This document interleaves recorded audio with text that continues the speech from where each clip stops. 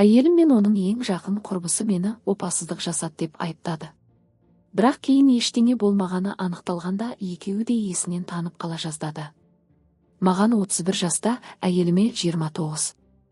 Өткен жылы бізде бала дүниеге келді. Босану қиын өтті, соның салдарынан әйелімде босанғаннан кейінгі депрессия пайда болды.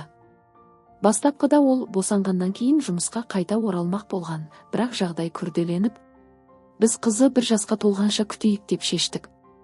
Қазір ол аптасына 1 рет психиатрға барып жүр. Әйелім үйде күні бойы баламен отыратындықтан, маған көбірек жұмыс істеуге тура келді. Біз мұны алдын ала талқылап, екеуміз де осылай шештік. Бірнеше апта бұрын бастығым маған көп қосымша жұмыс уақыты қажет ететін жобаны ұсынды. Бұл жоба жақсы ақша табуға және мансапта өсуге мүмкіндік беретін тамаша мүмкіндік еді. Мен әйеліммен сөйлестім, ол келісімін берді. Келесі 4 апта бойы мен осы жобамен айналысатын болдым. Ал менің енем мен әйелімнің құрбысы Джесси менің кейбір міндеттерімді орындауға көмектесуі керек еді. Джесси 4 және 2 жасар балалары бар үй шаруасындағы әйел. Ол күндіз келіп әйеліммен бірге балаларға қарай бастады. Жоба басталғаннан 3 апта өткен соң, бұл істі аяқтау үшін тағы бірнеше апта қажет болатыны белгілі болды. Сол күні кешке мен әйеліммен сөйлестім, ол бәрі жақсы деді. Бірақ келесі күндері ол қатты суық және тұйық бола бастады. Соңғы айларда оның мұндай мінез құлқы бұрында болғандықтан, мен бұған көп мән бермедім және жеке қабылдамауға тырыстым. Жобаның соңғы аптасында бір кеште үйге келсем, Джесси әлі де біздің үйде отыр екен. Мен оған және әйеліме сәлем беріп қызымды көруге кеттім. Бірақ бөлмеге жетпей тұрып, Джессидің ол тіпті тоқтап сенімен амандаспайды, бұл анық белгі дегенін естідім. Мен бұрылып, қандай белгі деп сұрадым. Сол сәтте әйелім жылап жіберді, ал Джесси мені опасыздық жасады деп айыптай бастады. Ол мені әйелімді оның босанғаннан кейінгі депрессиясы үшін жек көреді. Және ол мені бұрынғыдай қызықтырмайды. Өйткені ол жүктіліктен кейін артық салмақ жинады деді. Бірақ бұлардың ешқайсысы шындық емес. Мен әйеліме оның депрессиясымен күресуге және отбасымызды қолдауға бар күшімді салып көмектесіп жүрмін.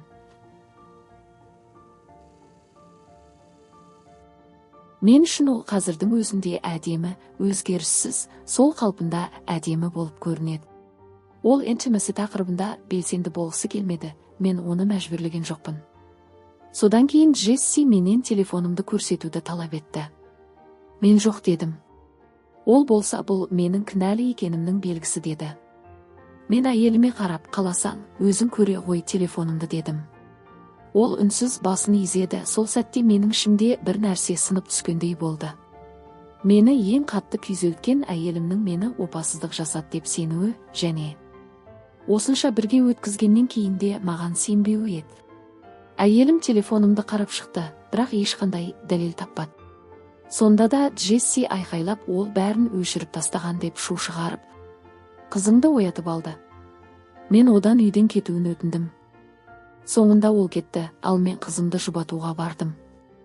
Әйелім болса диванда отырып жылап отырды.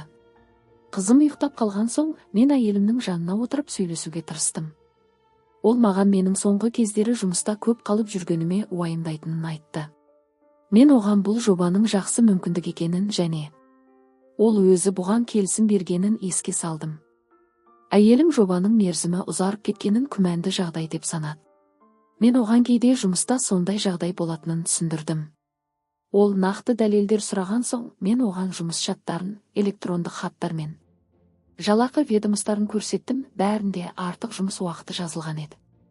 Содан кейін ол маған сенетінін және күмәнданған үшін кешірім сұрады. Ол айтты, Джесси оған үнемі менің опасыз екенімді айтып, оның санасына сол ойды құйып жүрген екен. Мен әйелімнен, неге сен маған емес, оған сендің? Неге өз ойыңдарыңмен менімен сөйлеспедің деп сұрадым. Оның бұл сұраққа жауабы болмады. Бірнеше апта өтті. Жоба аяқталды, мен жұмыс жүктемемді азайттым. Қазір әйелім мен қызыммен көбірек уақыт өткізуге тырысамын. Бірақ өзімді іштей босап қалғандай сезінемін. Бар күшімді салып бәрін дұрыс жасауға тырыссам да, ішімде бір ой маза бермейді. Әйелім маған енді сенбейді. Мен өзімнен жиі сұраймын. Келесі жолы тағы бір жоба шықса ше? Немесе 1-2 күнге іс-сапар болса ше? Бәрі қайтадан осылай қайталана ма? Мен бұл туралы бірнеше рет сөйлесуге тырыстым. Бірақ әйелім, қазір уақыт емес, мен шаршадым, көңілсізбін дейді. Мен оның сезімін түсінуге тырысамын, бірақ өзім ойланып қаламын. Бұл дегеніміз, менің сезімдеріме біздің отбасымызда енді орын жоқ па? Не істеу керегін білмеймін. Осындай жағдайда қалай әрекет етуге болатыны туралы біреу кеңес бере ала ма? Ал енді ойланайық, сіз не кеңес берер едіңіз? Бұл оқиға қалай жалғасуы мүмкін деп ойлайсыз? Пікірде жазыңыз. Ал біз келесі жаңартуға 4 күннен кейін ораламыз. Сол кеште мен әйеліме барып, психотерапевтке барғым келетінін айттым. Бірақ оны оның айыптауларымен байланыстырған жоқпын. Тек маған қиын дедім. Ол иығын қиқаң еткізіп, қаласаң өзің біл деді. Келесі күні жұмыстан үйге қайтып келсем, біздің жатын бөлме мен менің жұмыс бөлмем астан-кестең болып шашылып жатқан еді. Заттар, маңызды құжаттар, бәрі жерге тасталған. Әйелімді таба алмадым, ал қызым өз бөлмесінде жалғыз жылап отыр екен. Әйелім оны тастап кетіп телефонын өшіріп тастапты. Мен әйелімнің ата-анасына, бірнеше досына қоңырау шалдым. Бірақ ешкім оны көрмеген. Жүрегім тыншымай, анама хабарласып, қызыммен біраз уақыт қарап отыруын өтіндім. Мен әйелімді іздеуге кетпек болдым. Анам әлі келе жатқан кезде әйелім үйге қайтып келді. Көлікті Джесси айдап әкелген екен. Джесси үйге кірмеді, мен оны соңғы жолы қуып шыққаннан бері. Ол бізге келмейтін болған. Әйелім үйге кіріп келді, көзі қызарып, жылаған түрі өте жабырқау еді. Мен не болғанын сұрадым. Әуелде менің ойыма үйге біреу кіріп кеткен шығар деген ой келді. Бірақ әйелім айқайлап, мені опасыздық жасады деп кінәлай бастады. Психотерапевтке баруын бұл тек сылтау. Шын мәнінде мен көңілдесіммен кездесіп жүр екенмін деді. Мен оны сабырға шақырып, бәрін түсіндіруге тырыстым. Бірақ ол кенет маған тап беріп, мұрнымды сындырып жіберді. Сол сәтте не істеп қойғанын түсінді. Диванға отырды да, меңірейіп қабырғаға қарап қалды. Мен қызымның бөлмесіне кіріп, есікті іштен жаптым. Анама қоңырау шалып болған жағдайды айттым. Сондай-ақ әйелімнің анасын шақырып, оның жағдайына қарауын өтіндім. Мен қызымның сөмкесін жинап, анам келген соң онымен бірге үйден кеттім. Әйелім болса басында көтерген жоқ. Қызымды әкеме апарып қалдырдық.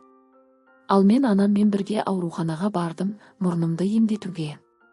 Жолда анамның жаңа Subaru көлігін қанмен былғап алдым. Қазір мен қызыммен бірге ата-анамның үйінде тұрып жатырмын. Ал әйелім өз ата-анасымен. Мен Джесси туралы оған жақындауға тыйым салдыру мәселесін қарап жатырмын. Біз әйеліммен ажырасу үстіндеміз. Мен әлі де оны жақсы көремін. Бірақ маған және қызымызға зиян келтіруі мүмкін адаммен бірге тұра алмаймын. Пока ажырасуға өтініш бермедім. Әйелім қажетті ем қабылдап, мүмкін бәрі қайта қалпына келеді деген үміттемін. Ата-анасы оны ауруханаға жатқызу мүмкіндігін қарастырып жатыр. Мен болған оқиғаның бәрін жазбаша түрде тіркеп қойдым. Егер қызымыз үшін қамқорлық мәселесі көтерілсе деп, жүрегім ауырады. Себебі мен білемін, бұл менің әйелімнің өз кінәсі емес. Оның психикалық жағдайының салдары. Бірақ мен қызымды және өзімді қорғауға тиіспін. Оған сауығуға уақыт пен кеңістік қажет. Сол үшін мен осылай шешім қабылдадым. Ақыры мен полицияға шағым түсіруді ұйғардым. Қызыма қауіп төнбесін деп. Бірақ 3 күннен кейін, дүйсенбі таңында әйелім қайтыс болды. Джессидің сөзіне сеніп, менің басқа әйелмен жүр деп ойлаған ол. Ақылы естен айырылған күйде өз-өзіне қол жұмсады. Ол ата-анасының үйінде болған. Ертең ауруханаға жатқызу жоспарланған еді. Бірақ жексенбі кешінде ол менің ата-анамның үйіне келіп қызымды қайтаруды талап етті. Мен оны бермедім. Себебі ол бұрын қызды бірнеше сағатқа жалғыз қалдырған және маған физикалық зиян келтірген болатын. Мен оған: кір, балаңмен отырып бірге бол. Бірақ мен ата-анамның көз алдында ғана дедім. Бірақ ол келіспеді, ренжіп кетіп қалды. Біраз уақыттан кейін Ол ата-анасының көлігімен ағашқа соғылып көз жұмды. Кеше Джесси келіп, қызымды және мені көріп жылап алды да, әйелімнің жерлеу рәсімінде сөз сөйлегісі келетінін айтты. Ол тіпті әйелімнің ата-анасымен бұл жайында келісіп қойған екен. Тек маған әдеп үшін хабарлапты. Мен оған, сен сөйлемейсің дедім. Сол кезде біз ұрсысып қалдық. Ол кетіп бара жатып, сен ғана оны жақсы көрген жоқсың деді. Мен әйелімнің ата-анасымен сөйлестім. Олар Джесси сөйлеуі керек деп отыр. Өйткені олар бала кезінен дос болған. Мен олардың бұл шешімін түсінемін. Бірақ Джессидің менің әйелімнің жерлеуінде сөйлеу ойының өзі жүрегімді айнытып жіберді. Мен әйелімнің психикалық жағдайының нашарлауына қуанып жүрген адамды тыңдай алмаймын деп ойлаймын. Ол әйелімді өзімен бірге ертіп кетіп, менің қызымды үйде жалғыз қалдырған. Мен мұндай адамға ешқашан сенбеймін. Дегенмен қазір өз шешіміме де толық сене алмай отырмын. Ойым бұлыңғыр, жүрегім ауыр. Ата-анамның да пікірі екіге бөлінді. Бірі Джесси сөйлемесін десе, екіншісі енді бәрібір ғой дейді. Достарыма жүгінуге де күшім жоқ. Сондықтан тағы да сіздерден сұраймын. Маған не істеу керек? Жазып қалдырыңыздар пікірлеріңізді. Осы оқиғадағы басты кейіпкер дұрыс деді ме? Менің ойымша бұл жағдайдың басты кінәлісі Джесси. Неліктен ол мұның бәрін жасады, әлі де түсініксіз. Мүмкін өз некесі сәтсіз болған шығар. Ерінен опасыздық көрген шығар. Сондықтан ол да өз құрбысын солай сендіргісі келген болар. Екеуміз бір қайықтамыз дегендей, қайғыда серік іздегендей әрекет жасаған. Мұндай нәрселер достар арасында сирек емес. Кейде адамдар өздерінің күйзелісін басқаларға да жұқтырып алады. Ал ер адам кінәлі ме? Жоқ, ол қолдан келгеннің бәрін істеген. Әйелі кінәлі ме? Бір жағынан иә, бірақ оның жағдайы босанғаннан кейінгі депрессия. Онда адам өзін толық бақылай алмайды. Ал енді Джесси жерлеуде сөйлеуі керек пе? Менің ойымша, неге жоқ? Ол әйелін бұрыннан таниды. Бәлкім айтуға бір жақсы сөздері де бар шығар. Қайта тыйым салғаннан гөрі бәрін сабырмен қабылдаған дұрыс шығар. Бұрынғы күйеуі оны тоқтата ала ма? Жоқ, негізі бұл оның қолында емес. Тіпті ол қарсы болса да, егер әйелінің ата-анасы рұқсат етсе, Джесси бәрібір сөйлейді. Қалай болғанда да, барлығы өз шешімін тапқандай.